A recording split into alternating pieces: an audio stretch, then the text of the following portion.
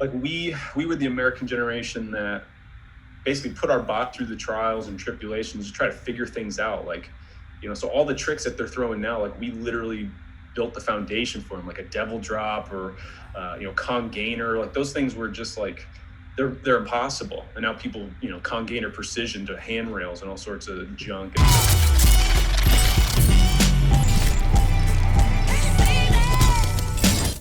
What's up, guys? Today's guest is a former professional parkour athlete and currently is a financial advisor at Northwestern Mutual. Please welcome to the JAMCast, Mr. Justin Sheaffer. What's up, man? What's up, Travis? Good to see you again. It's been a while. Super long time, man. It's crazy how much time passes as you start to get to our age. You know what I'm saying? Yeah, it's like there's a pandemic or something going on too. So I'm sure that doesn't help. Absolutely insane too. And it's so cool for me to see you like in your office setting, in this like button-up shirt right now. I was used to just being able to call you as an MC at Red Bulls while you're running around competing and stuff. So it's cool to see the change.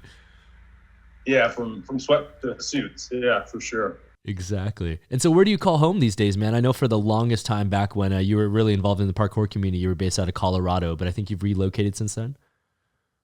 Yeah. Colorado was a big life for sure. But last 5 years we've been in Asheville, North Carolina. So my wife was born and raised in Miami Beach. So about, I guess maybe 8 years ago, I moved down there to be with her. We were like, hey, I miss my mountains. She's like, I want to be close to family. So we settled in Asheville. So we get best of both worlds. She's an hour from family and I get my mountains. So. Wow. Miami Beach and Colorado are totally different temperature climates as well, man. So I guess she kind of conceded on going to Asheville as well. Yeah, for sure. No, I mean, that's our meeting story is pretty funny. It was actually that abandoned stadium video down in Miami we did with WFPF. Yes. Yeah. Ben Jenks, Phil Doyle, Spencer Mulligan, Robbie Corbett. Yeah. Marvin Ross, I think too. Yeah. So a handful of us down there, and Michelle's friend College was one of the videographers that they had hired to come down. So he invited her out, and so she was like, her name's in the credits as like assistant videographer. She didn't do anything except flirt with me all day. So,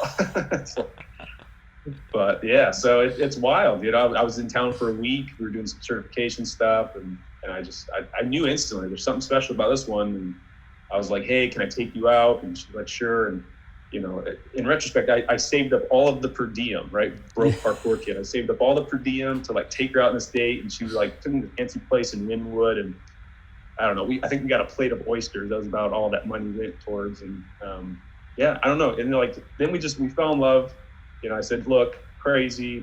I'm going back to Colorado, almost 2,000 miles apart, but I don't want to wonder what if you're interested, I'm here. And so, the rest is history. Now we're married, and 16 months, little boy named Jetton, a little homage to my old little key name, Jet. So, man, it's good. I feel very blessed and very fortunate all around. Man, that's such a cool story too, because I feel like one thing that we all joke about as like parkour and tricking athletes is that it doesn't necessarily get the girl, but in your case, it got the girl for once. So that's awesome.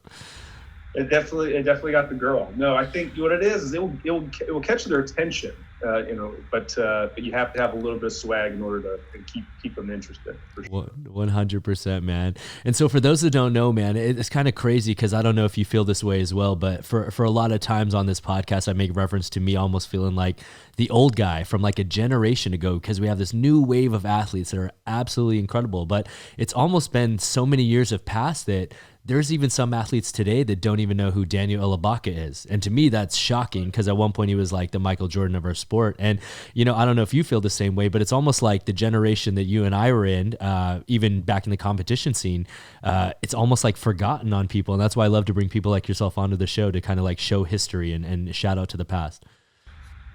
For sure. Yeah, no, it is weird to like not have any gray or white hair and still like, I kind of identify as the old guy. It's, that kind of breaks my heart. If there's people that don't know about Daniel Elabaka, it's just a completely different generation. You're going from like we were the American generation that basically put our bot through the trials and tribulations to try to figure things out. Like, so all the tricks that they're throwing now, like we literally built the foundation for them, like a devil drop or con gainer. Like those things were just like, they're impossible. And now people, congainer precision to handrails and all sorts of junk. And it's, it's amazing to see. And I don't know how much you need to I think it's important, to a certain extent, just kind of understanding where the sport maybe originated from, if you're more interested in keeping the ethos. But obviously, you're going to have the competitive market, and that's going to create different, versions of it. But yeah, I mean, it's wild. I'm just trying to think, it's, to be around before there was even a Red Bull competition. Yes. And then now to see what this has done and how all the sports are merging amongst tricking and, kind of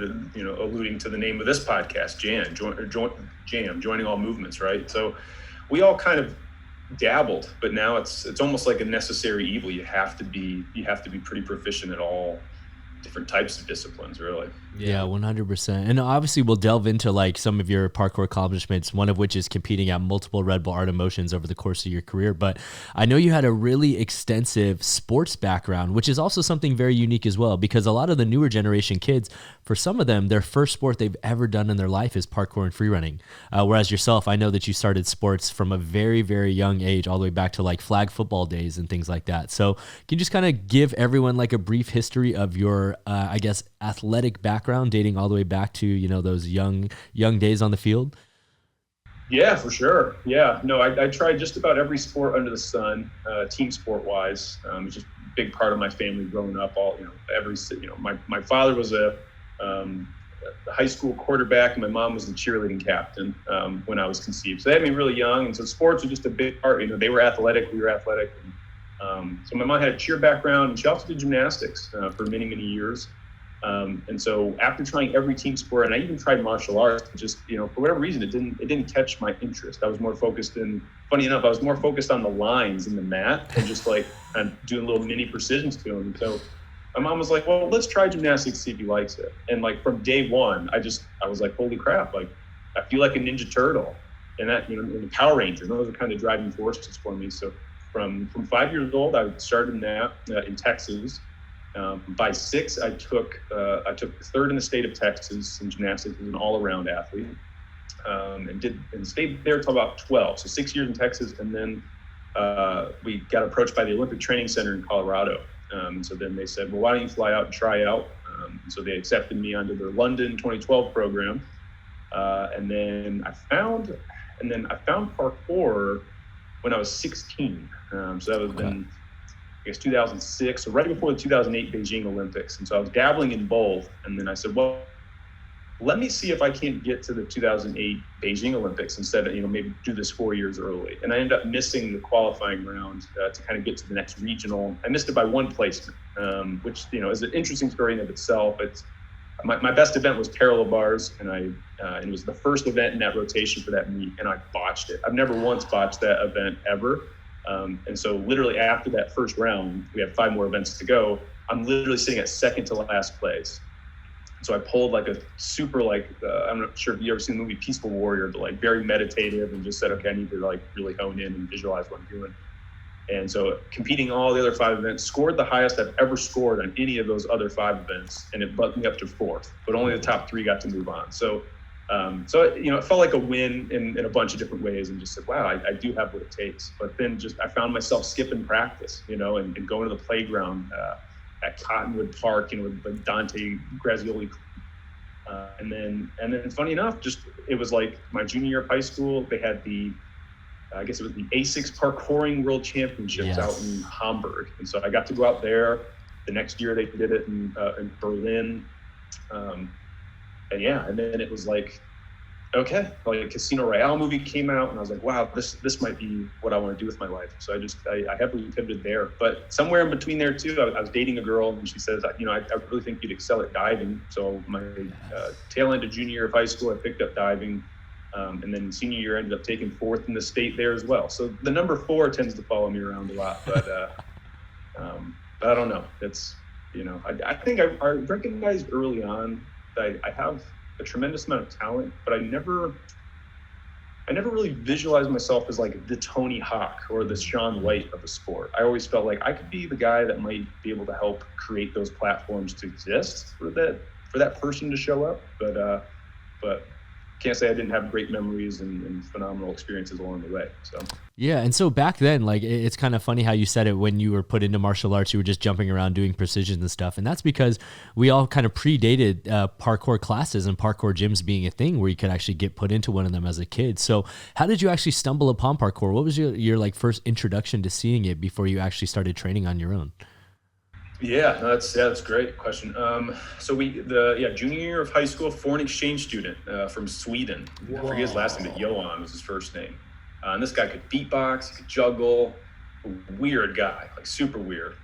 And honestly, at that time, like we just kind of had lunch together and met. I think for his host family, we were pretty close. And they said, "Oh, you should meet Johan." So we did, and he instantly caught wind that I, was the only other kid in the school who could do flips. And so obviously we kind of connected in that capacity.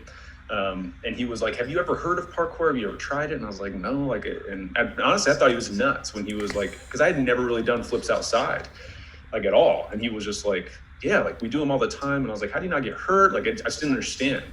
And then there was this tiny little awning like above one of the baskets, maybe like a 3-foot drop. So the easiest roof on the planet to get on. He literally just jumps up there, and I was like, "That's kind of crazy." And then he runs front flips and just rolls on the grass. And he goes, "Now you try." And I knew enough about height and kind of distribution. So once he finally coaxed me into it, just because, being a young teenager, what do I really have to lose? Like I did the gymnastics rollover, and so he started teaching me that. But I instantly was like, "Oh, this is awesome." And so then every lunch we would just go around and jump around, and they'd call us into the office and yell at us like, "Guys, we understand you're talented, but you can't be doing this. It's crazy." And we just kind of kept pushing those boundaries. And then, we just developed a real friendship. And then that kind of led to like some indoor training when winter hit. And then that's where I started meeting like Dan Teal and Dante Grazioli. And and it all just kind of perpetuated from there. Crazy, man. And so obviously you kind of alluded to the fact that you were skipping out of gymnastics practice at the time, but how many days a week were you in gymnastics or supposed to be there? And then how many days a week were you putting in parkour training in those fundamental years? Yeah. So with gymnastics, it was five days a week, 2 a day. So you go in the morning before school. So I never had to do like PE because I had the credits through extracurricular activity. And then we'd go back after school for about another 3 hours. That was Monday through Friday. We get Thursdays off, and then we'd go in Saturday mornings.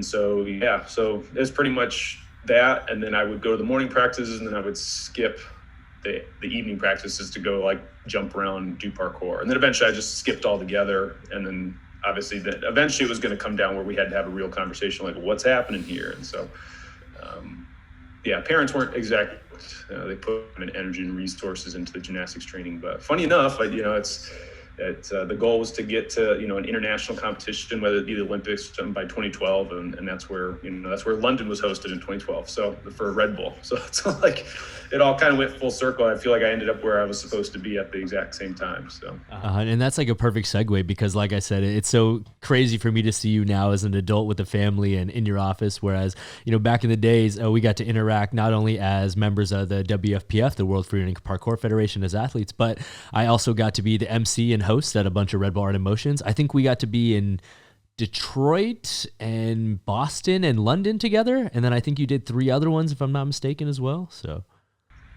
Yeah, those 3 for sure we did. There was Kuwait, Yes. which was cool. That was like hybrid one where they gave us the most expensive equipment, said, "Here, make a video. You have 3 days to do it." Which is a cool concept for a comp. That's a really cool concept. It is. Yeah. It is really cool. Yeah, I think like that's the crazy thing is when I think about even things like the Ultimate Parkour Challenge, which I never got to be part of, but I was like on call for just in case someone got hurt or something like that. So. And obviously I've never wished that on anybody, but it was like exciting nonetheless. And I think of like those formats and that video making format, and I was like, man, I think they were just ahead of their time. Like I almost feel like if you revamped it, it would do really well. Maybe like on a Netflix type platform where it's just you could binge it, Yeah, I always say that. I feel like UPC was like ahead of its time. Like we were just at a weird time slot, and also just widespread knowledge of what parkour just didn't exist back then. Whereas now, with like Ninja Warrior and the amount of parkour gyms around the country, I feel like you really could create storylines and little mini athletic celebrities out of a lot of these guys if we had a show these days. So. Yeah, for sure. No, I think the craziest thing about like the history of like art of motion was, I'm sure someone will fact check this, but I think the area that I really helped pave the way is because like at that time, the only American group that was ever getting to compete at the art of motions were Tempest. So I was the first American athlete to kind of get through there and open that floodgate. And then I think because I I was charismatic, I cared, I was passionate about it, but I didn't have the skill to really like beat out Pasha. Like I'm never going to pretend like I did, but so like that as a byproduct was able to kind of get a wedge in so that those other next talented athletes could kind of make that pave that way. And you start seeing Vinny and Max Henry start working their way in there and kind of same thing. And now I couldn't even tell you who's representing America to go to the Art of Motion. I just have never met them. It's crazy, man. But I mean, like you said, though, the one thing that I can always say, and the reason why I've always like looked up to and respected everything you did, was you not only were like an athlete in the sense of going out and putting yourself on the world stage competing, but you're also very much involved in the community. So I remember back in the day, you started Tranquil Movement out in Colorado, and off the back end of that, you even ran the Tranquil Initiation Tradition, also known as Tit Jam back in the day before it was rebranded. So how long, what made you start Tranquil Movement, and how long did that function, I guess, in Colorado for? Yeah. Tranquil Movement was more just kind of it had two parts. I mean, kind of on the philosophical side. At that time when we created the organization, the company, there was still like parkour versus free running, which I guess still kind of happens, but it was really prominent. And we were one of the first, especially in Colorado, we were one of the first groups that really were blending the two in a very proficient, big way. And we just saw like, man, like to blend these worlds is just going to open up the opportunities and also as personal challenge. So that was kind of the Tranquil piece, was trying to mend those grounds. But then also I was very meditative type person. I trained with a lot of martial artists that kind of followed a very same philosophy. And so we saw it as meditation through movement, a way to really just kind of center your mind, get clear on what you're doing, regardless. I guess it could be kind of an escape, depending on how you look at it. But it was definitely a good outlet for us, and it changed our ways in very positive ways. And so then, so then we kind of just used that as the umbrella or the catch-all for like wherever this thing was going to go. We all had different ambitions. And so there was like video making components, and then I really saw the benefit of events. And so that's what led to the Tranquil Initiation Tradition. Was just an opportunity, to see like how many people can we start getting into, Colorado and kind of, I guess, include them in what our mission was and what we're trying to do. And then the first year, I think we had like 14 people come out for it, but we had a great time. It was super bonding. And then around that same, shortly after, my aunt passed away from breast cancer. And so then the second year is where we said, well, look, we already made this funny acronym, TIT, which, really didn't mean anything. It was just funny to us because we were young and stupid. But then I was like, well, I wonder if there's any breast cancer foundations that would actually take a chance and partner with us in this capacity. And the National Breast Cancer Foundation, based in Texas, did, and thought it was hilarious. And so the following year, we said, well, why don't we start raising money for breast cancer, doing backflips for bucks?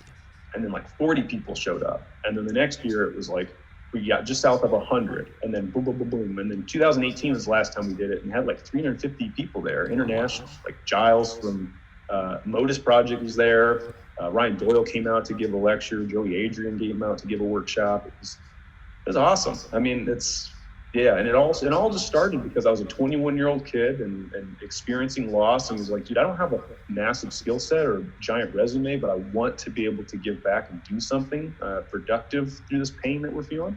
Over the years we've raised, well over $30,000 or more for the National Breast Cancer Foundation, and just helping women with mammogram detections and really the only reason why we stopped, honestly, is because it was getting to the point where it was growing too fast. And I had shot myself in the foot by honestly not charging enough in the early years. So instead of having maybe a 3% increase on cost, it was like, oh, we have to like 150% increase this. And then we started having like health code violations just because it was, we just had so many people on a campground. It's like, how do you possibly clean and keep things sanitary? And then the size of it was like, look, you can't be doing this on a residential like campsite, like property. So we just I was like, okay, we need to in order to scale this, we almost need to kind of take some time away. restructure, let the community grow up a little bit and kind of find its new medium. And then the pandemic hit. So I was like, what a blessing to have, because we would have been screwed financially, like for sure, if we had even tried that. All the refunds, credit card processing, all the back end grown up stuff that no one ever wants to talk about. Yeah. People don't realize. They always ask me like, why don't you throw a jam gathering this year? I'm like, there's a reason I don't hold it annually, guys. It is not the easiest thing to pull off by any means. It's often unapplauded and unappreciated. People just show up, so yeah, no, super cool, man. I know at one point also you had also rebranded or kind of gone into collaboration with Max Henry in creating Jump Fest, I think back in 2015. And so like what was Jump Fest all about, and what were you able to achieve with that as well? Yeah. So when it was still under like the TIT umbrella, it was still very much so just like, Lost Boy type mindset. We're just like, let's get some friends out here. We'll raise some money. We'll have a good time. And then with the introduction of Jump Fest, we said, well, why don't we take this to the next level? Like, Max and I we're getting older, and we recognize that like we're getting young or older, but the people who are attending kind of stay around the same age, right? Some people will come back just because we have good memories, good time. Max really liked the idea of like providing an education. And I really like the idea of how do we give the next generation an insight to what it means to be an adult in this sport. Like what steps should you be taking, from a grown-up perspective, but also like a very realistic standpoint. And this is one of the greatest things at the last year in 2018 when Joey Adrian spoke, because it was primarily centered around, for about an hour and a half, it was centered around how to design a perfect competitive like route, like a routine, so to speak. So he did a phenomenal job there, but really the biggest key takeaway at the end of it is he said, look, I've done every international parkour competition that exists to date. I podiumed at all of them, so that's first, second, or third, prize money at each one. And he goes, all in, like my take-home pay was somewhere around $60,000 in prize money. He was like, the reality is I can make more than that in a pretty significant way just from coaching and doing private lessons and maybe creating an on platform. So that's pretty much the route he went. So it was crazy to see him at the peak of his career, but come to this realization of like, it's still not lucrative enough from the like time to reward ratio. Yeah. And so that opened up a lot of the eyes for the young kids that were like, yeah, maybe I shouldn't drop out of school. Maybe like these are the conversations we have. Maybe I should go to college. Maybe I should do. And it's like there's no right or wrong. It's like if you want to be entrepreneurial, do it. But just understand, like, we're just still not at a phase where there's enough, resources within the community for everyone. And it is going to take us learning how to acquire outside revenue and outside capital and bringing that back into the community. And so that's what Jump Us really became, was this two-part of how do we help? And we just found that, like, our ability to connect with young males, middle school, high schoolers, and kind of get them on this trajectory of like thinking bigger than themselves from the fundraising component, but also just success. Like imagine it's one thing to meet your hero, and it's another to like, oh wow, Ryan Doyle and Giles haven't showered in 10 days. Yeah. They stink. And they're sleeping in the same dirty tents that we are, and we're just all eating the same food, and we're sitting around the campfire. And you really get to know this intimate level, and they just share. Like people just open up. It gets pretty emotional. People have gone through some stuff, and so it's ultimate bonding. And Max says even to this day, like when he goes around and tours, like he stays with the kids from the Jump Fest. Like he's like, I know somebody from every corner of the states and the globe. So it was a great partnership when we did it, and I think there's still something to be done there on a bigger scale. Yeah, 100%, man. No, it's so cool to see all that you've done. Like I said, there's a lot of people that just show up and they do flips and they take videos of themselves and put it out on the internet. But then there also always needs to be a small percentage of the community that's willing to take the initiative to look at things on a broader spectrum and what you can contribute back into the community that's given us so much, in my personal opinion. So I've always commended what you've done with that. And I know it hasn't stopped there. I know at one point you were the interim executive director at USA Parkour, and you're obviously a master instructor via the USA Parkour certifications. And then I think most recently you kind of mentioned, which will be a good segue into what you do now professionally, is you also recently got brought onto the board at Parkour Visions.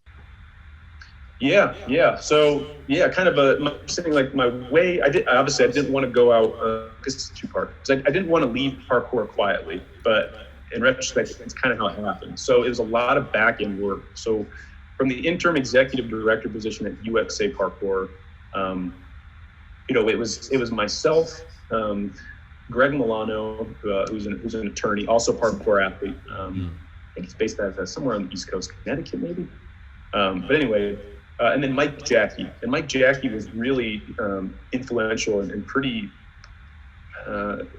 certainly didn't do it by himself, but very influential in getting snowboarding, cheerleading, and skateboarding into the Olympic Games. Wow. So the three of us, for about 6 months, put our heads together and said, how do we just start drafting, like kind of the official foundation of how an organization like this could work? Because we saw this coming, like the Olympic conversation. So the three of us did that and really just laid some solid foundation of like, here are some of the committees, that would be of most importance first. How do you, all the way down to like, how do we drug test athletes? Like, what's the procedure there? And so just really thinking big picture. And so that was kind of my final contribution to the parkour world in that sense. And I was like, look, it was just exhausting. And it was like certain things in my life were coming. Like I wanted to get married, wanted to buy a house, wanted to have a kid. And I was like, I just need to make a pivot. And so contributed that. And then I know a few other organizations have popped up and they're all, and it's like, I think every organization is going to be really, really good at a piece of it. And I think where the parkour community at large, one of the biggest reasons for me to step back is I just recognize that we can't do this alone, like in any capacity. And instead of everyone trying to do everything alone, we should find what are we best at? And then how do we leverage that into a collective working together? And I'm sure there's all sorts of politics, but having been out long enough, I don't care. Like, it's like people try to bring me back into it. I'm like, dude, it doesn't matter. I was like, it's like, if you want this to happen, we're just going to have to make certain shifts. And so, and so then the segue now, it's kind of bringing me back is, I still want to contribute. And I think one of the biggest things I kind of harped on through that Jump Fest platform, just because I had people's ear, I could, as the host, I had the ability to kind of, hush over the crowd and, okay, let's talk about something serious. And it was always around like the financial conversation. Anything of like parkour should be free and it shouldn't cost anything. I always had an issue with that. I was like, dude, I've been paying, my family and myself have been paying hundreds and thousands of dollars for gymnastics in different sports, and then my sister was a cheerleader and those outfits alone are hundreds of dollars. So that's like, dude, this is just what it costs. And the more money, it's like, if it's properly allocated, you can do something big. So it started from there. And then you should see things like prize money. It's like, self-included, like I've been injured on competition grounds, and it's just like, like health insurance, it's all these things that add up. But then even when it came to just like business, like you would go to certain events and start talking to like the leaders of the community, and some of them still had kind of this weird relationship with money and how it worked. And then you'd hear stories of really awesome, lucrative contracts coming in for some unique thing, and then either the athletes or the company was getting screwed because they just didn't know how to navigate that conversation. And so then I was like, you know what? I'm just going to go get as knowledgeable as possible about how finances and money work. And then as a byproduct of that, hopefully be able to give that back to the parkour community to just have them make, better decisions. And when those opportunities show up, they don't have this sense of like, it's like, oh, I see what I'm looking at. Maybe I don't understand. But who might? Justin might be able to help. And so, it's like I'm constantly playing that role. And so that's what ultimately led to the Parkour Visions, me joining their finance committee. So just helping them. They're doing really, really well. They're doing great, big things. And they're just getting at a point where it's just like, look, if you're going to continue to grow at the scale that you are, there's a lot of holes that just need to be plugged. And so then I'm there to just help guide them, and if there's an ability for us to take implementation, but really it's education. I'm just there to say, well, what is your goal? What is your objective? And then I can kind of shop the market or just, feel it out and say, look, here are some solutions to these problems. And, one thing that I would love to see is kind of just my own personal thing is a parkour organization that can provide like full suites of employer benefits. Imagine working at a parkour organization. You got a 401k and then health insurance, life insurance, disability insurance. It's like they'd be pretty meaningful and impactful in a big way. And I think it would bring outside talent to say, oh, this is actual operation, and they're creating lucrative, packages to put together. So that's kind of what I'm up to now. Hell yeah, man. No, that's super, super cool. And one of the reasons why I wanted to have you on here is we had like a sidebar conversation leading up to this JAMCast reunion. And one of the reasons why I wanted to have you on here is obviously to explain what you currently do at Northwestern Mutual. And also so I could probably just, ask some generic questions that I feel like some kids maybe haven't asked or had the forum to ask, and just kind of put some light onto planning into your future. Because kind of like you mentioned with Joey Adrian coming and giving the talk about how he realized that, it was more lucrative to just be a coach as opposed to entering competitions for the risk reward ratio. I feel like, finances are something that are often far overlooked by people in our sport. A lot of us are just viewed as, poor parkour athletes, and that's an acceptable thing. Whereas in my personal opinion, in my personal life, I've always tried to strive for some sort of financial security, and why I'd always done stunts and gotten myself into tons of different other investments, from the gym to stock portfolios and cryptocurrency and things like that. And so, yeah, I think this will be like a really informative way for some of our audience to, have you be able to explain some things that they can do for themselves to plan for the future, and also, just have someone relatable that, like you said, started off having to piece together per diem to take your future wife on a date, and now look at where you are now as a financial advisor. So what exactly does your job entail over at Northwestern Mutual now that you are an advisor? Yeah, no, that's great, and obviously I love talking about it. So the philosophy with Northwestern, we operate from a comprehensive planning approach. So really, what we found is I like to use kind of like a boating analogy, right? So think of you as on a team rowboat, and then you're kind of the captain of that, and obviously you've got the vessel around you, and that might be your savings account. It might just be the cash you have on hand is kind of creating that vessel. And then the team of people that are rowing it are the different vehicles that you can put that in to have your money working for you, right? And depending on, depending on what administration's there, what tax laws are passing, you kind of reassess, like, okay, you need to paddle harder, we need to turn left a little bit. And then so where I see that I fit into that is I play the role of the compass, right? So storms are coming. Eventually, we're going to lose sight of where we're trying to head.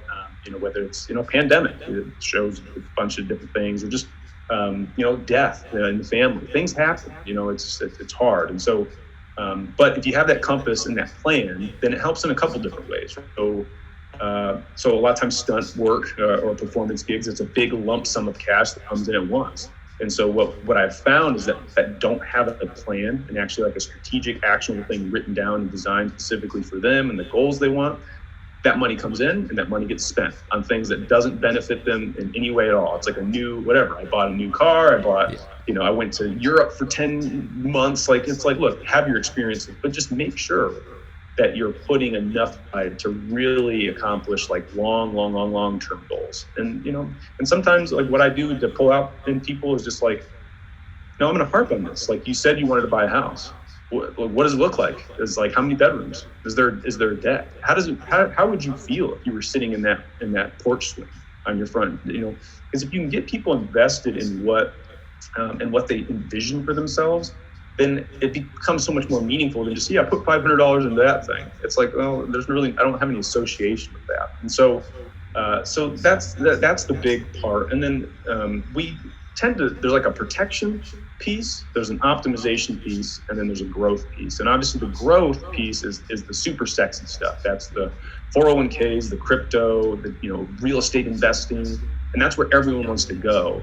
But really, it's like, look, if I poke a hole in that boat, whether it comes in the form of disability or premature death or just health insurance, like, those are the types of things that can bankrupt you. And then you're in a position where you have to liquidate literally your entire investment portfolio just to pay for something that easily could have been protected. And it's just not sexy. So people don't want to talk about insurance. But I can tell you, there's a book on my shelf.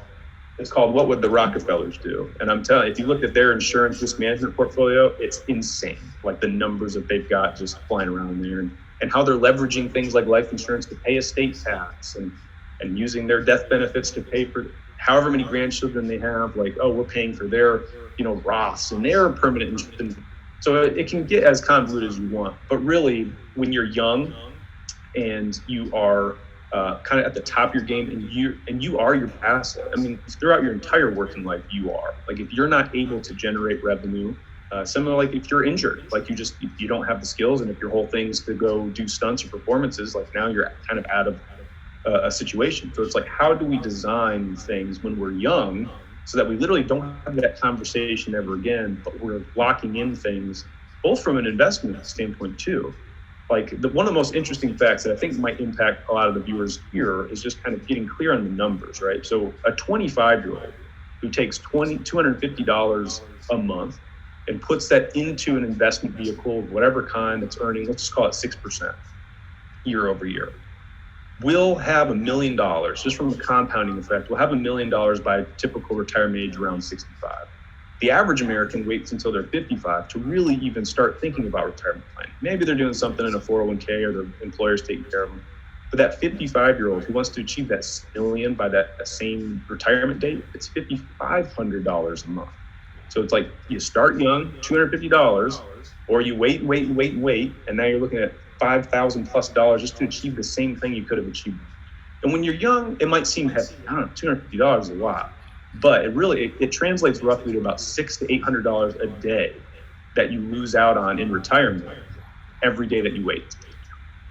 So that's why I'm like, I love getting in front of people who are young, right? Like I can interact with folks who are, pre-retirement, 45s, 50s, and they're great clients. I mean, it's like they take it serious, they're diligent, but dang, every single one of them, I wish I would have started earlier. Every single person, that's like the number one response. So, so I love getting in front of people and really just, with the big coaching background, I just like educate.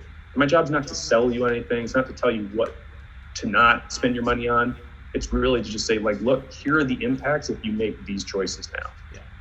So it's just a very, very comprehensive approach. And just says, like, look, and maybe now's not the time. Maybe we interact and we kind of get the plan going, and you say, Justin, now's not the time. And I look and say, the cash flow to make some of these moves not here. I'll follow up in 6 months.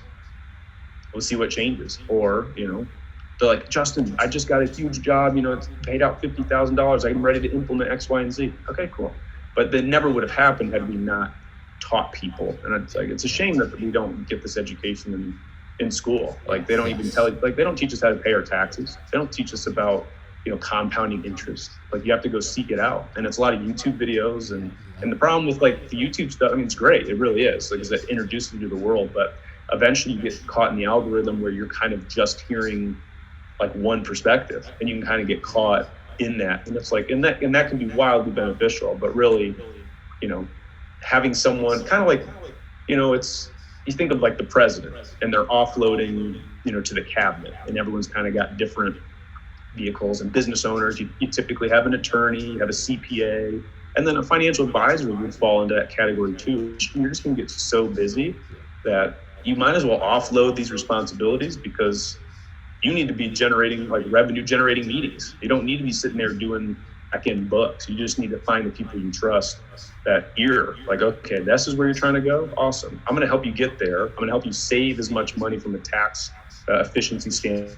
And then as you continue to scale, and mergers and acquisitions start to be part of the conversation, buy-sell agreements between partners, like it blows the top off. But it's like starting early. It's just like, it's like the back handspring is the gateway drug to all of the other fun, like, acrobatic movements. It's the same thing. It's like just sitting down and getting a baseline plan designed specifically for you is that gateway to like the ends of the earth. And then you start to learn like, wow, I actually have money to do the things I wanted to do. And it wasn't a result of me working harder or having to, work overtime. It was a result of my money has been working for me.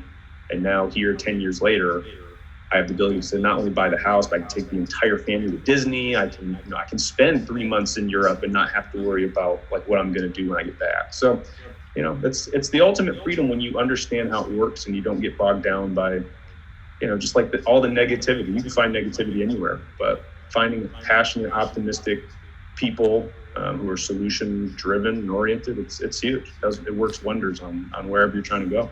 Yeah, 100%. And this is going to be a tough question to formulate, but I'm just trying to simplify it for your audience out here. So I'm going to ask it in the most simple way possible. I'm going to assume that there's probably two different there's probably more, but I'm just going to put in two categories right now. Let's say we have someone that's a young parkour athlete, adolescent to early adult right now that's not making a lot of money, and let's say we have some more seasoned stunt professionals that are working on runs and making a good amount of money per year, what advice would you have for both of them, or what should they both be doing at this point in their lives?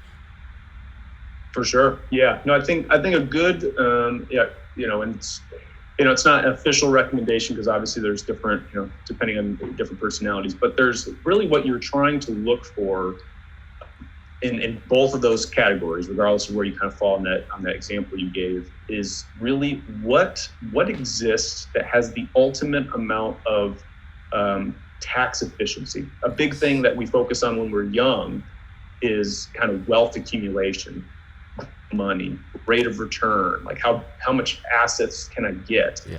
And that's a huge part of it. And when you're young, that compounding effect, that's probably the easiest thing to do, give or take. But really, eventually, what ends up happening is you need to start distributing that money. You're now taking it as income. And during that, depending on where you fall in that income bracket, is where, you fall to different taxable rates. And so a vehicle like a Roth IRA, right? The annual maximum contribution you could do into that is $6,000 a year.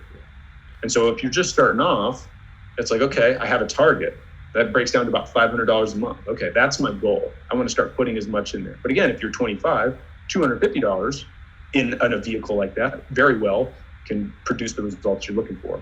But then eventually, if you make too much income, for example, the government says, and the IRS says, you can no longer contribute to Roth. So that thing has been completely cut off. And the reason why it's so important when you see the word Roth, and you might see this in front of, if you have an employer, you might see this in front of a 401k. What it means is that you are going to pay taxes now, current tax rates, but then it's going to get invested, and then it's going to grow tax deferred, meaning they're never going to tax you along that duration of growth. And then when you start taking as distributions in retirement, they also don't tax you. Phenomenal vehicle to front load when you're young, especially, so that you have tax-free income in retirement. Yep. Because the 401ks and the IRAs, what a lot of people don't recognize is that number that you're seeing at the end, it's, there's $1 million in there. It's going to be taxable as income to you because it's never been taxed yet. In fact, you actually deducted it from your income when you were younger. Yeah. So things like that is really where you want to start paying attention to. And I would say, obviously from the protection piece, I'm a huge advocate of it, right? Because it's like, while I'm in that growth accumulation phase, what if I die tomorrow? Like, yeah, I've been putting $500 towards this vehicle. It's doing well. But if I die tomorrow, it's my wife, my kid, my mortgage, all that stuff goes unpaid. And so then I just say, okay, what is the appropriate amount of insurance that I would need to not only make sure that if something were to happen to me, my family is taken care of in the short term, but then long term?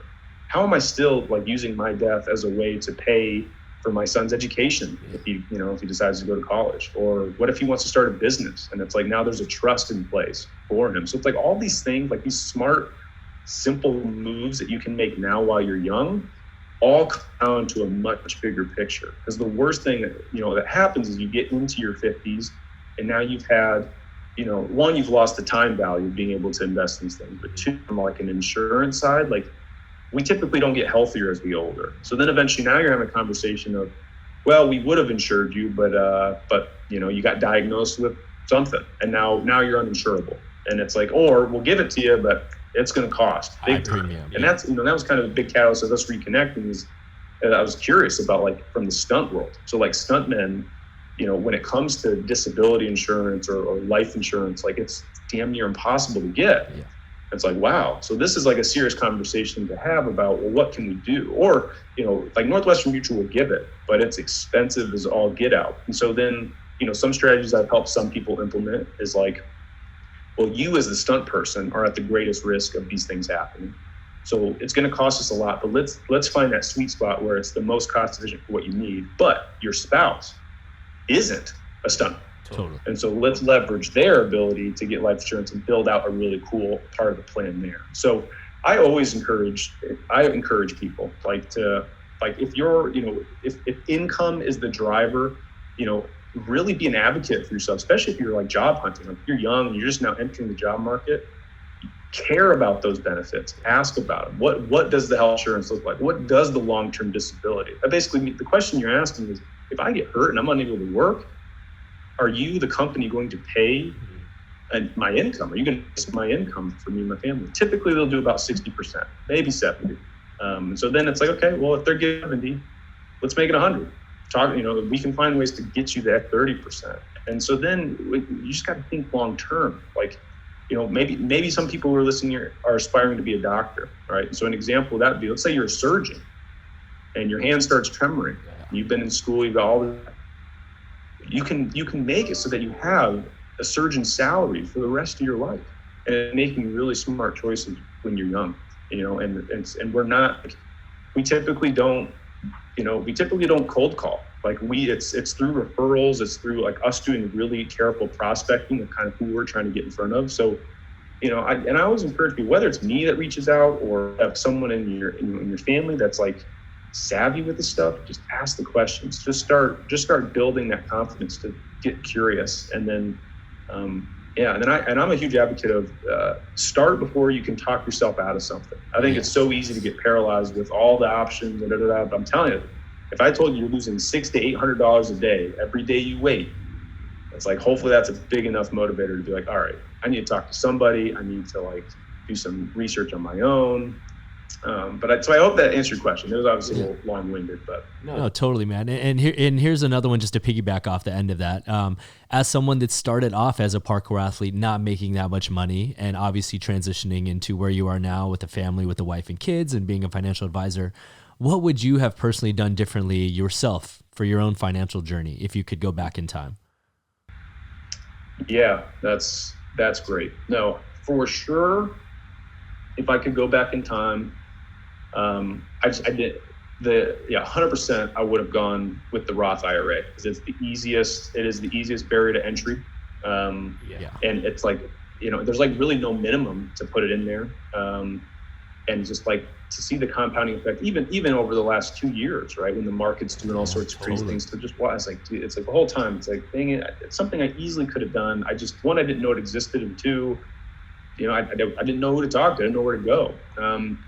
I think another thing is I wouldn't have invested so much back into my businesses. I would have found a way to leverage, like putting your own oxygen mask on first. Like, how do I make sure that, whether it's in my price point or just the structuring, like how do I make sure that I am putting enough aside for what I want to accomplish, which is obviously in hindsight something I wasn't clear about.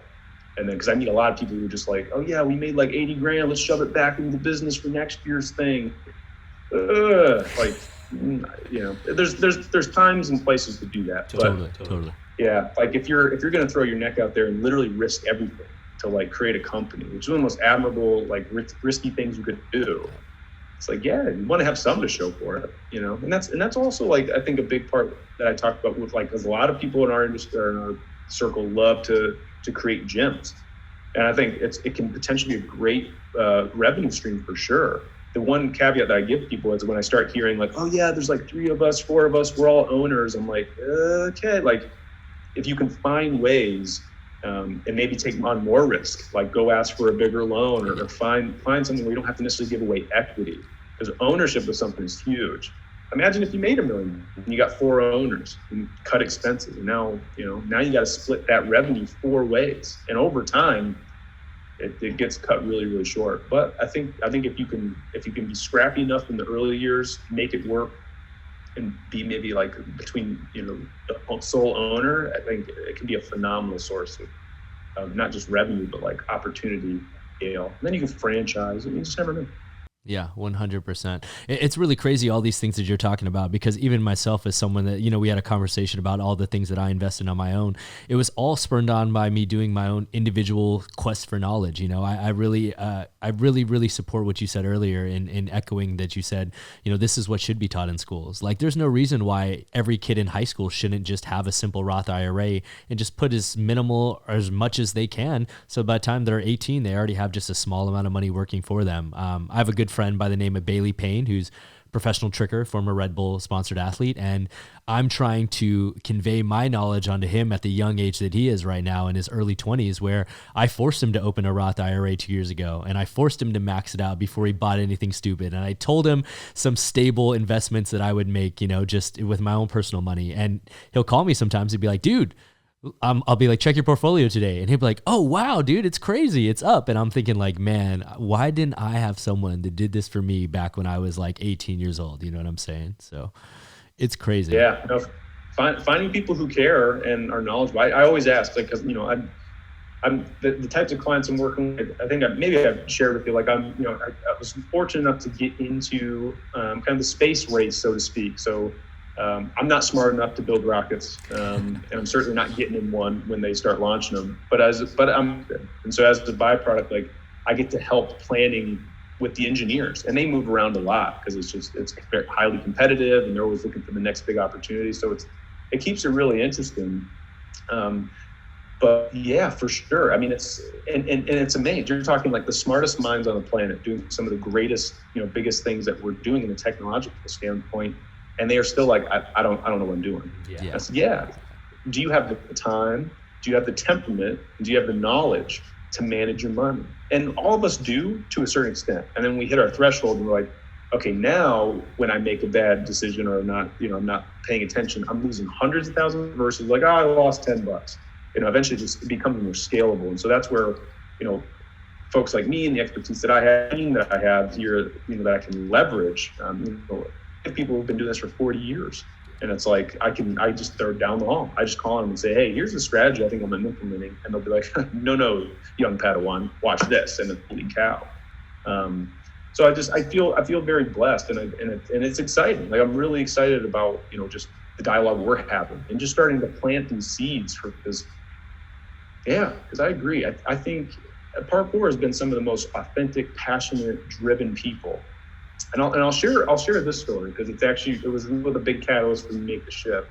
Is right before we were going to kind of pull a plug or put Jump Fest on the back burner, I tried one shot to host one here in Asheville, and I was like, I'm going to make this small and intimate and 21 and up, and kind of introduce like, yeah, people want to drink, let them drink. It was kind of a big rule with young minors, like you can't have this. So I was like, let's do like a more adult version of it. So we had a couple folks come out. And the only guest speaker I invited was a woman named Emma Churchman, just kind of a life coach, but just, has done very well financially for herself and just kind of played that role. And when she came, she did a phenomenal job on research to understand not just like the definition of parkour, but like really paid attention to like the videos of interviews that were out there. She was like tapping into the athlete's mind of how we think and how we approach life. And the questions she asked us were phenomenal. Like, so hey, if there's ever a skill or a jump that you're trying to accomplish and it feels way above you, do you ever feel like you'll like just give up on it? And then we're like, no, I've got progressions, I've got ways to approach it. Like awesome, and then navigating fear, like when you're up there, doing descents. Like she actually name dropped it, and I was like, wow, that's pretty impressive. It's like what comes to your mind? And so people were sharing.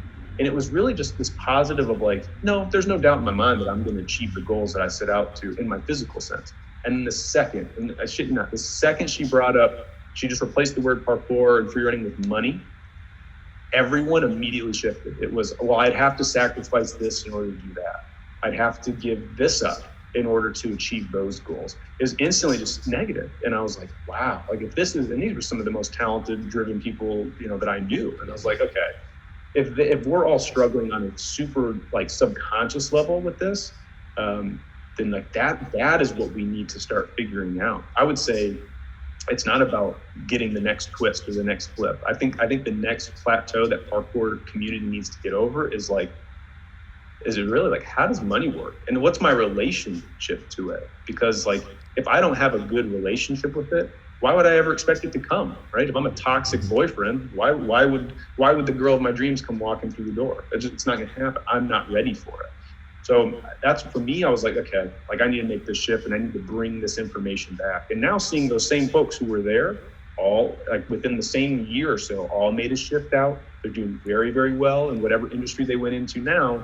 And now we're all coming back and just kind of like laughing and reminiscing about, where we were in 2018, just mentally, emotionally. Like it's very rewarding. So it's definitely worth diving into, regardless of where you feel. And I think one of the biggest setbacks I hear is, hey, Justin, I hear you, but I don't want to waste your time. I said, look, if I've reached out to you, or if we're having this interaction, it means you're not wasting my time. Like I will honor my time and say, look, I've only got 30 minutes, so let's be efficient, stay on track. But it's like, no, like that's like exactly like you said, I wish there was somebody that had educated me on this years ago. But there wasn't. And luckily I just had the foresight and just different things in my life that were catalysts for me to go and explore and just say, look, like I feel like I've peaked at what I can do from a parkour standpoint, from entrepreneurial as well as just physical.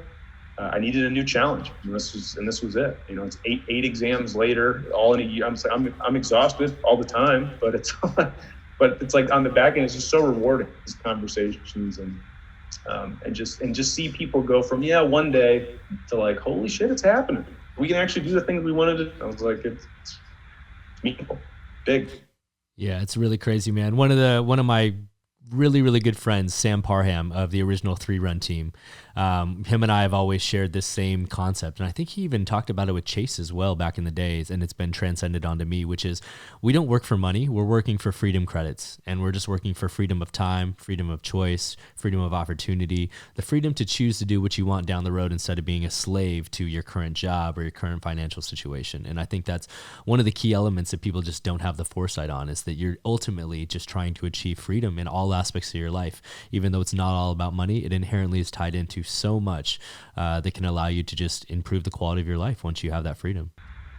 Sam is awesome. If you ever get the chance to, just like talking to the community, like if you get a chance to talk to Sam, like ask as many questions as possible. Because I think one of the last times I've interacted with him recently, but one of the last times that was super, super meaningful is, I think, so he's been a millionaire, like net worth wise, a handful of times. And when we were interacting, he had just lost pretty much overnight, like a pretty significant amount of his net worth. Just one of the businesses investments had, things happen. And he was kind of down in the dumps. And I remember talking, I said, Sam, that this is the coolest effing story I've ever heard. I was like, the fact that you have, made millions, risked it all, and then like lost it again, and since then I know has done very, very well for himself, and that hurt us. Like you understand how this works. And I was like, you should take pride in like that is the journey you're on. And he was like, huh. And it was like, so that was like a really cool bonding experience that we had. But no, you're absolutely right. I mean, it's Naval. That's another great podcast that I listened to. I caught wind of it during the pandemic. It's called Naval, Naval, Naval Ravikant. Just one of the, I think, angel investor with Twitter, got in on the ground floor, has done very well in that space, but and he did like a tweet storm where he was just like tweeting like really profound, little nuggets, and then they turned it all into a podcast and kind of further elaborated. That thing, dude, it will blow your mind. And it's like, and honestly, at that time when I was listening to it, I was making $30,000 a year, working at a nonprofit. And just was like, dude, I got to get out of this. Like, this is just not sustainable for who I am and where I be. And that was the catalyst for all of it. So I think wherever you fit on that scale of like, I'm broke and I'm just starting out versus, I'm here, but I just feel like I can't get to the next plateau in my business. He does a phenomenal job through that series of just breaking it down. And, so that's always kind of it's like people just want to dabble and not really like commit and just kind of dance with it. I was like, start there, because if it's like easy on while you're driving, they're like, they're 3 minutes each, and you can just sit there and really think about it. But he has said a few things that are extremely powerful and still resonate, and then for me, like one of the big things is, I think he actually stole it from Nassim Taleb, but one thing he said, the most dangerous things in the world are heroin and a full-time salary position. He's like, because you get caught in the trap, and and it's like the problem with, like, for me, the problem with corporate America, I felt like with the ambitions I had, no matter how hard I climbed the corporate ladder and just hit the certain metrics, all I really had to look at was the next person's butt in front of me. It was always like someone else. I was like, and so then with like the Jump Fest experience and just, and even kind of what I'm in now, it's like, I'm a small business owner. Like I'm on the hook. I cover my own expenses, the whole thing. And the trap you fall in with that, and I think a lot of the, leaders in the parkour community, fall into where when you're a small business owner, you're now going from 40 hours a week to like 80 plus. Yes. And then everybody picks on you, right? Your clients or customers say, I don't see the value in what you're offering. Or then your family starts to pick on you, like, man, you're working so hard. Like, why don't you have a little fun? And you're like, because if I stop working, it all falls apart. And then, the government picks on you. Like we saw that with the pandemic, as the small businesses were shutting down like crazy. And so then, for me, it was like the next quadrant was like, oh, okay, how do I go from small business to business? And so now every decision I'm making is designed to like skip that quadrant. Don't think about there's a difference between being rich. A lot of doctors have a great income source, but you look at their debt to income ratio and they're broke. And it's like, okay, so is being rich part of how much income you earn? And from my experience, what I'm seeing is no. It's like what you're striving to be is wealthy. Yes. It's like, how long do I not have to work? Like if I said, I don't want to work for the next 6 months, can I do that? And my whole world doesn't fall apart. Like that's wealth. And then you start getting to multi-generational wealth. How do I give my children and grandchildren a leg up? And not just saying, oh, here, you're going to make these massive inheritance, but how do I also pass on the education to that and the accountability so they can continue to keep that train rolling? And so, it's, I don't know. I keep alluding. It's like, it's so funny. Like it's to reminisce about, like even where we met, how we started and where we're at. And just, but I think, that breadcrumb, once you start, Pringles, once you start, you just can't stop. Whatever that phrase is, like, I just dive into it, lean into it, and be okay with being uncomfortable. Like the amount of conversations my wife and I have had around just how we both navigate finances and money, that's a huge part of it too. Is very seldom when I work with, clients that are married couples, are they on the same page at all? Just from a retirement perspective, goals, what they want to see for their children, like they have some things in common, but really it's different. So it's like, be okay to like have those conversations. Ask your parents. I know my parents are super uncomfortable talking about finances, and that's probably why I didn't get a lot of the information. But now it's like, hey, mom, dad, do you have a will? I have the extra of that will. Like if something happens to you, like am I making decisions? And they're like, well, and then they, then they say, well, actually I don't have a will. And you're like, well, shit, we should probably like get you on that. And like, so it's, it's just, it never ends. And, it's, as I always say, adulthood is the worst hood I've ever lived in. But honestly, at the same time, like I talk to a lot of friends who are kind of just living the same life they were living 10 years ago. And it's like, yeah, I'm exhausted. I'm busy. It's a lot of like grown up decisions all the time. And always, it just feels like if not work, I'm always working on something to kind of like, next level. But I wouldn't trade any of it. I wouldn't trade the getting up at 5:30 and hitting the gym and trying my best to be in bed by 8. And eating healthy and just filling my mind with good stuff and reading books. Like I wouldn't trade any of that for all of the experience I've already had. The way I see it is like, that was a phenomenal chapter. My 20s were amazing, but it's like, I can't imagine going back and trying to like relive that. The anxiety alone would break me. Yeah. 100%, man. Super crazy, man. Well, I definitely hope this hasn't fallen on any deaf ears out there. And like you said, I love talking about this stuff. So when we had the opportunity to bring you on, I was like, let's definitely do this.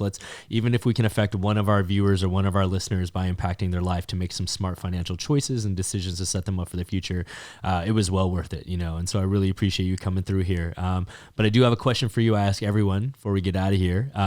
So I'm curious to see your answer. Now that you have the knowledge that you have, and also just where you're at in your life, where do you see yourself personally 5 years from now, and then where do you see yourself 10 years from now? Yeah, that's great. Yeah, so 5 years from now,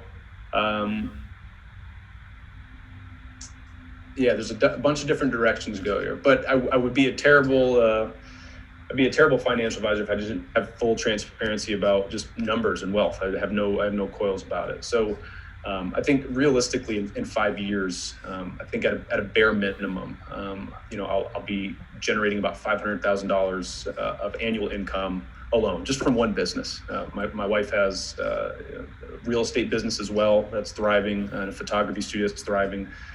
We have ambitions of owning multiple properties. We're fighting over. I want Ireland. She wants Paris. We'll come to terms with that. But really, like, and I call that to piggyback again. Like, why?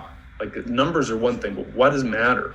And for me, when you're talking about the freedom component, my son will be about 5.5, 6 years old at that time. And that means I can be the volunteer coach at whatever sport activity they're doing. I can be the chaperone. I will have the freedom to create my own schedule and know that while I'm there, maybe being a volunteer coach, I'm also getting paid from the work that I've done now. And just like finding really creative ways to structure that. And then 10 years from now, I'd imagine it to just ramp up, million plus. I mean, it's one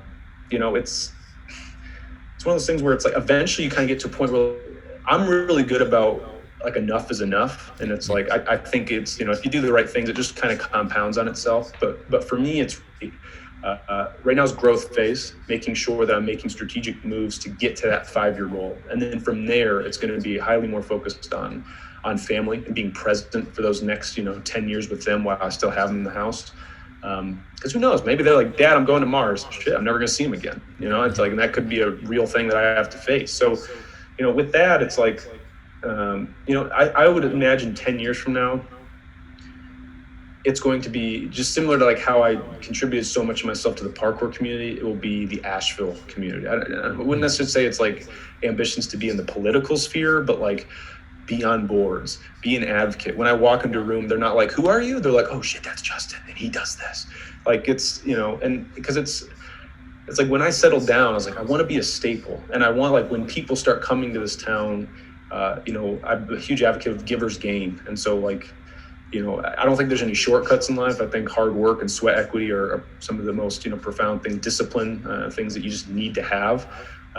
But a lot of times it does come down to who you know. And if you can be that person for somebody else, and I think the kind of putting your own oxygen mask on first, the best way to do that is to be in a situation yourself where you have the freedom, the flexibility, the resources to do that. Doesn't mean you can't practice it now, but you just have to be a little bit more scrappy with time commitments and things like that. So, that's really, as family man is a big part. So I think you'll probably just see less and less of me, like, from like kind of my former self. And it's just me being a dad, and I can't wait to be a grandpa and just like indulge in all that and just, just shower them with love and support. Hell yeah, man. This has been super cool to not only have a catch up formally that we'll be able to look back on and have online forever, but also to just, I really appreciate the knowledge that you came to bring here for our audience and for myself included. And really cool to see everything you've accomplished ever since these days back when we were just both, parkour kids on the come up. Absolutely, man. Yeah, Travis, it's been a real pleasure. It's like, this is might bring a tear to my eye here soon. It's crazy. I mean, just to see you again, even though it's virtual. You've played a really profound impact on my life, and even just like, I meant to mention this because you literally taught me a B twist. Like, it's just like, it comes down to things like that where it's just like, and to me, like, that's a testament of just like traveling and meeting people. That's like, you taught me a skill that to you was just like probably came, at least at the time, and it probably came so easily. And then for me, it was like, I can't get it. And just like one little comment, one little push in the right direction. It's like, wow. And then that opened up a whole door to all sorts of other things. But yeah, the generosity, the commitment to the community and everything you're doing. And obviously, you're in LA, which has been one of the hardest cities, at least from what I can see. I haven't been there during the pandemic, and to be able to pull through. And I have no doubt that there was probably hardship, but you probably thrived in a lot of areas as well. I imagine financially as well. I think anyone who's tuning into this has been in the presence of greatness for a long time. The world seems to be leaning more towards a superficial approach, but I'd advocate just stay connected. Like, go give people the hug, say what you need to say, and pick up the damn phone and call them. Like, I don't know. It will change your world. So 100. that's That's it. That's all I got. No, I appreciate it, man. Like I said, once you hit me up online, I was like, let's definitely reconnect and let's not make this the last time we see each other in years from now. So I'll definitely make it a point to try to come out and see you. But more than anything, you know, I really appreciate you taking the time to come on here out of your day to just share some knowledge with my platform and all of my viewers and audience out there. So before we get out of here, though, can you just let people know where they can continue to stay up to date with your own personal journey, whether that's Instagram or if you even want to shout out your email or any ways they can get in touch with you if they're interested in moving forward with anything with Northwestern Mutual? Feel free to shout it out and we'll put in the info in online. For sure. Yeah. I think social media wise, easiest way, I'm primarily sticking to LinkedIn. That's just where I post things. I do a little bit of Flip Check Fridays, so you'll still kind of see me do some of the parkour stuff, and then then I just kind of share some lessons I've learned from fatherhood. Lessons with Jetton, my son's name. So that's kind of meaningful. But the easiest way to get in contact with me is going to be my email. Check it daily. But so it's just Justin.Sheaffer, SHEAFFER @nm.com. NM is in Northwestern Mutual or New York. Any questions at all, by all means, just reach out. There's no such thing as a dumb question. I will say, just from the powers that be and the regulatory senses that I held to, is I'm not all that knowledgeable on NFTs or crypto, so I would say reach out to Travis if those are the questions. I can tell you the tax consequences of them, and I can tell you what we should shift to in case we're at a high, but that's just not in my wheelhouse. It interests me, and I dabble myself, but legally I can't do anything with it. So totally. Hell yeah, man. Well, we'll be sure to put all the information on the screen, and hopefully people take the time to reach out. And I'm looking forward to reconnecting with you myself on a lot of more frequent occasions than just here. So. For sure, man. Yeah, anytime. Yeah, it's shoot me text, or I don't know. My wife and I are big memers. I don't know. She just sends me memes all day, and that's kind of how we do little touch points throughout the day. But but stay healthy, man. I know you got a lot going on, and any way I can help, or if you have, anyone who's listening, or any friends who are just curious and need an extra push, and you just need someone in your corner, just let me know. I'm there for you. Hell yeah. With that being said, guys, please be sure to hit that like button, comment, subscribe for brand new episodes each and every week. Join us every Monday for jam breakdowns and every Friday for a brand new JAMCast, interviewing influential members of the movement community like Mr. Justin Sheaffer himself. So that being said, guys, got to give it one more very quick shout out. Thanks for coming through, man. I really appreciate it. Absolutely. My pleasure. Anytime. Yes. And as always, guys, coming through, I'm your host, Travis Wong. Thanks for joining us here on another JAMCast. Until next time, we'll see you all soon. Peace.